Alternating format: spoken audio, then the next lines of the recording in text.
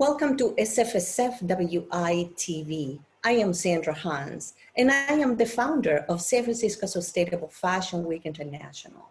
In 2020, COVID pandemic is affecting thousands of people around the world. And here in San Francisco, we are under the shelter-in-place order, finding ourselves at home and not knowing what's coming next. In 2018, SFSFWI started to supporting the Circular Fashion Economy Initiative for a mindful green economy, moving businesses away from overproduction and consumers away from overconsumption. Circular fashion promises to resolve many environmental issues, like microfibers polluting oceans, chemicals in textiles polluting rivers, and also water consumption and usage. So did you know that it takes 700 gallons of fresh drinking water to produce one t-shirt? Yes. So I invite you to watch our television shows with curiosity for what professionals are saying to activate communities to propel sustainability. Due to the COVID-19, these television shows were produced with limited production resources and with lots of love and commitment. So thank you to all of the speakers and sustainable designers for their contribution. SFSFWI's mission is widely fulfilled by continuing on a digital platform supporting sustainable brands and professionals worldwide. The future belongs to all of us by working together. So join our community at sfsfwi.org. Thank you.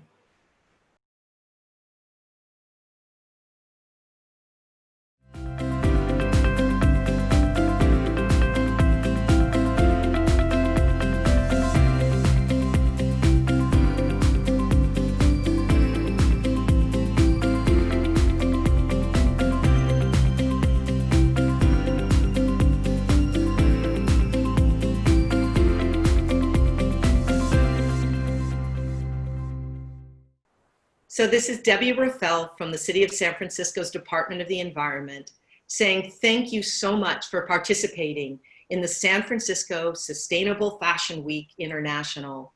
And I want to give a heartfelt call out to Sandra Hans, who is not only the CEO and executive producer of iGreen Media Group, she is the founder of San Francisco Sustainable Fashion Week. And she has dedicated her work and her life to making sure that all of us have a place where we can share our best practices, where we can learn from each other, and most of all, where we can create a sustainable fashion industry. So thank you, Sandra. Thank you to your whole team. From me to you, stay healthy, stay well, and stay sustainable. From the high street to haute couture, fashion is a $1.3 trillion industry. But it comes with a hefty environmental price tag. Cotton production is being blamed for depleting water sources and contaminating the environment with pesticides. Chemical waste from clothes manufacturing has devastated rivers in Asia, and some estimates suggest the fashion industry is on course to create a quarter of projected global carbon emissions by 2050. If you take design, a lot of it is take, make, dispose. But there's another looming threat for the fashion industry, and it's going to put clothing materials under the microscope like never before.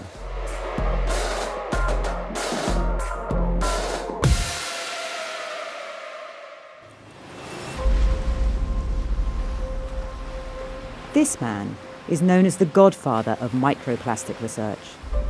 In fact, Professor Richard Thompson invented the term. Microplastics are basically just small fragments of plastic that are accumulating in the environment. His latest research has uncovered something that has sent shockwaves around the fashion industry.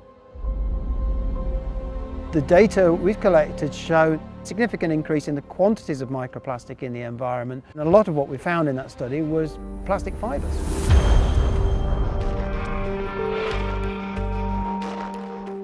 Synthetic materials like polyester, nylon and acrylic are made of plastic fibers. These degrade and break up in a washing machine cycle. If we take a domestic washing load, that could release up to 700,000 fibres in a single wash. Now that's going to go to wastewater treatment. Some of those fibres will be intercepted in wastewater treatment, but a good number will potentially escape to the environment. The data suggests that they're accumulating year on year. Between 2000 and 2016, the use of polyester by the global garment industry increased from 8.3 to 21.3 million tonnes annually. A third of the fish that I collect from a sample in the English Channel near to here have got synthetic pieces in their guts. In 10, 20, 30 years' time, the quantities in those organisms is only going to be greater. The long-term effects of these plastics in the food chain, and even in humans, are still unknown. But Professor Thompson's discovery is ringing alarm bells. When I talk to designers, they tell me that, shedding of fibres and indeed end-of-life recyclability was never part of the design brief. Environmental considerations like these are making some fashion brands go back to the drawing board.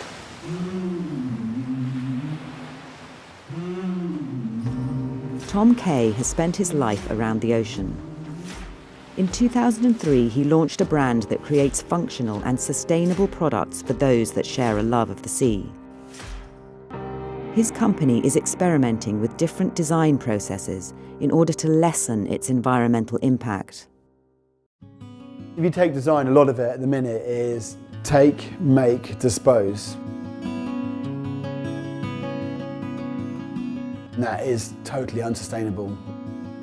We really have to address the root of the problem, and that's really designing out harmful fibres, harmful fabrics, harmful processes. The company uses only organic cotton. It's developed a recycled polyester insulation for jackets and has created its very own wetsuit recycling program. Polyester, you can take it back and recycle it time and time again. Finisterre's design team has also returned to one of the oldest materials known to man. This is really nice. I actually really love it in the neck. Yeah. We've been big fans of wool since we started. It's a great fibre, it's a natural fibre, it's biodegradable, it's fully traceable. Finisterre is one of 2,700 B Corp approved companies. Members, spanning many industries, are assessed on their environmental performance and have a legally binding commitment to put sustainability before profit. It isn't a done deal. We worked 15 years to deliver this. It's something we work at every day to kind of improve on and get better at.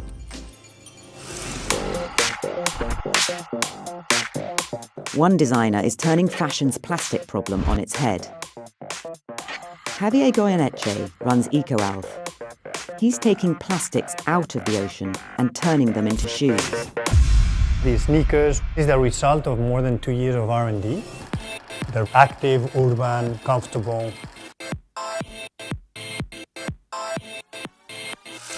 All the upper is made from 100% plastic bottles from the bottom of the ocean. The outsole is made from algae. And as shoes rarely go through a washing cycle, he's limiting the plastic microfibers that end up in the ocean. EcoAlf is creating high-end fashion from household and industrial waste, sourced from fishermen in the Mediterranean and Thailand. We started working with 3 fishermen of the east coast of Spain, and now we have nearly 3,000 fishermen taking waste out of the ocean every day. We've taken already 250 tons, which we then convert into polymer, yarn, fabric and products.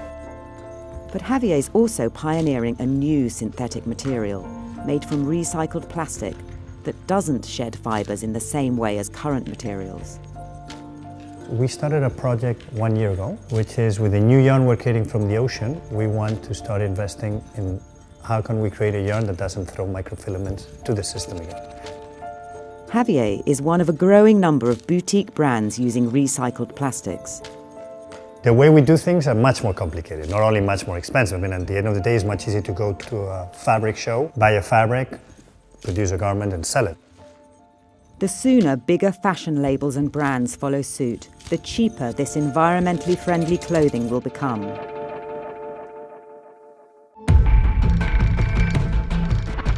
There are few laws regulating the use of synthetic materials in the fashion industry. Well, of course I'm concerned about the natural environment. I'm a marine biologist that works in marine habitats. microplastics are persistent, and we know that they're accumulating, and we know that we're finding marine life encountering them on a regular basis. More research is needed into the potential harm caused by microplastics. But their very presence in the natural environment poses serious concerns and challenges for the fashion industry. Can businesses accused of putting style over substance get to grips?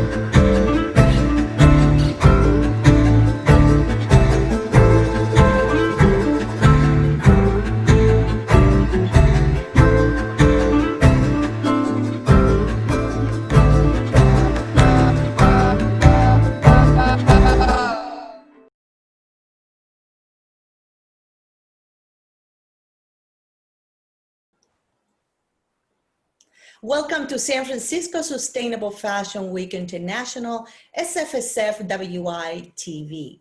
I am Sandra Hans and I am the founder. Today with us, we have Ruby Veridiano, and she is in Paris. Oh my God, I am so thrilled to have you here. Thank you for having me, and thank you all for joining us for SFSFWI-TV.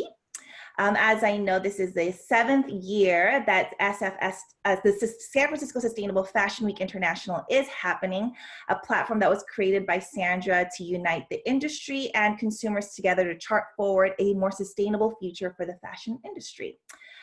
Today, we're going to be talking about the state of the fashion industry in the post-coronavirus world, which is obviously a very important topic right now. And joining us today from San Francisco is Sam Harstock of Remake and Saloni Shrestha of Agati. I'll tell you a little bit more about them. Sam Harstock is not only the Director of Education at Remake, a nonprofit organization using fashion as a force for good, but she is also the co-founder of QB Consulting, a communications firm that helps organizations create sustainable strategies that put people first. Saloni Shrestha is the founder and head designer of Agati, a sustainable fashion lifestyle brand. She has had training in some of the top fashion houses in New York City, as well as launched her own brand in Singapore. And she hails from the Himalayan region of India, where she grew up embracing artisanal craftsmanship, which is also a big pillar of her brand today. So ladies, welcome. How are you? Good. So glad to be here. Thank you, Ruby. Yes, thank you so much. Thank you for having me. Yay. Yes, and so we're talking today about what the fashion industry is going to look like in a post-coronavirus world. In your opinion, what do you think are some of the key and pressing issues that the fashion industry has to take on in order to prepare for this new world that we're going to live in? Sam, go ahead and start us off. Yeah, I can take this. You know, when I really think about like what are the most pressing issues that fashion needs to tackle really in this post-COVID-19 world, or really just like right now, is its overdependence on sweatshop labor, is its drastically unequal power dynamics that it has between brands and retailers and factories, between factory managers and women on the factory floor, and really how we all have been designing and styling for obsolescence. You know, like we're not building clothing to last. You know, fashion is broken. Even before this crisis, we were in a bull market, we had a strong economy, strong fundamentals, but fashion was still struggling. You know, tens of thousands of suppliers around the world fight for purchases, even though there's a small number of brands and retailers buying them. What that does is it drives down wages, deteriorates workplaces, bringing down health and safety standards, increasing abuse of women. We've seen increases of factory fires and building collapses. You know, all of this is really done in the name of maximizing profit. So what we need to do coming out of this is put people before profit. Thank you. And Saloni, what about you? I think we have to, really think and act to what we want the new normal to be. And one of the critical, important focus areas would be standing to what we've evolved as, becoming very conscious and very responsible industry in the past few years. So really, standing to maintaining that, how we've evolved to be, and adding to Samantha's point, there will be millions of lives affected, whether in developed countries like America, where the consumers are based, and developing countries, where the production hub is, and most of them, are in Asia. So I think it's very important that we have to resist the temptation to squeeze the costs, because what we've achieved so far together to bring, the workers' rights, the health of the planet, focusing on, the minority groups, I think we've come a long way. So it's very critical to, I think, protect how far we've come and fight even harder to, I think, not let it go undone. For example, I would focus and many others in protecting the unsung communities, the artisans in this case. There have been so many canceled orders. I've been speaking to some of the artisanal partners, and their livelihood is definitely affected in India and Nepal in a big way. So I think really kind of protecting the communities we work with is going to be critical. And yes, not at all falling prey to reduced cost, because at the end of the day, planet and people pay for it. We have enough statistics. And one more point is focus on supply chain.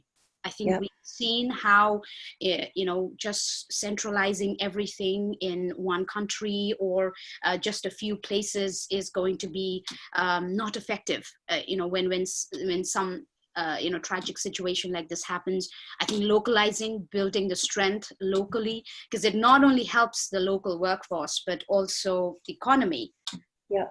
Thank you both so much. And for those of you who are tuning in, that's just a little teaser of what we're going to be talking about. To listen to the full conversation, head on over to our website, SFSFWI.org.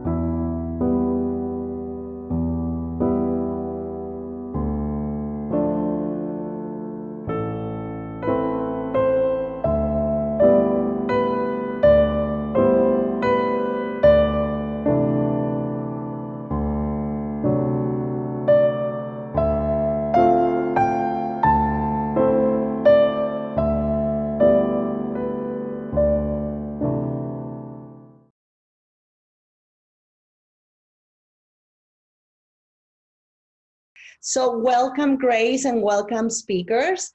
Grace, who do you have with you today? Hi, thank you, Sandra. So today I have Susan with us and Maya. Susan found Made with Respect to shine light on brands who operate sustainably, from sourcing and designing right through the production cycle to packaging. And Maya, she has created Serenade, which is a zero waste retail platform with the goal of reducing plastic output in the cosmetic and makeup industry. Susan, we're going to start with you. Can you talk a little bit about the stats on fast fashion, which is a 2.5 trillion apparel industry? Right. Okay, well, thanks Sandra for having me, and thanks Grace. So there are more than 150 billion clothes produced every year, and that's for a global population of just 7.7 billion people. That's a considerable amount of clothing when we only regularly wear 20% of our wardrobe. An even scarier statistic is that almost 90% of all fashion that's produced goes to landfill. So, you know, our love of fast fashion is putting an immense pressure on our natural resources. But there are things that we as consumers can do to be part of the solution. One is supporting brands who operate sustainably. Fast fashion brands will listen if people stop buying for them. And also the second thing we can do is extend the average life of the clothes in our wardrobe. If we extend it by just 3 more months, it leads to a 5 to 10% reduction in carbon, water, and waste footprints. So imagine what would happen if we extended the life by 6 months or even a year. And the third thing we need to do is buy less and buy better. Buy from brands that are producing sustainable clothing and are operating in a more circular economy. Thank you, Susan. And now, Maya, what are the challenges that you see sustainable startups often facing? So, hi everyone, thank you for having me here. So some challenges that I see sustainable startups facing is one, the cost of products that they're trying to bring to consumers. Sustainable products by default require a lot more thought, research put into the whole manufacturing process until the design, and to make sure that it's a circular item, you have to take into account every single step of the process once you're just collecting the ingredients for the items until the consumer is done with them. What do you do with the packaging? What do you do with the leftover ingredients? Within the startups that are trying to get VC funding, a lot of them are going into untested territories. And so investors might not have a comparable to look into, but they want to invest in startups that are going to produce a return. And so it's hard to convince a lot of pre-seed and seed investors to go into untested territory, even though you may argue that all startups are going into untested territory. But sustainable startups, a lot of times, are trying to do things that have never been done before. Okay, well, thank you so much, Susan Stevens and Maya Long, for being with us today. And thank you for being with us at SFSFWI-TV.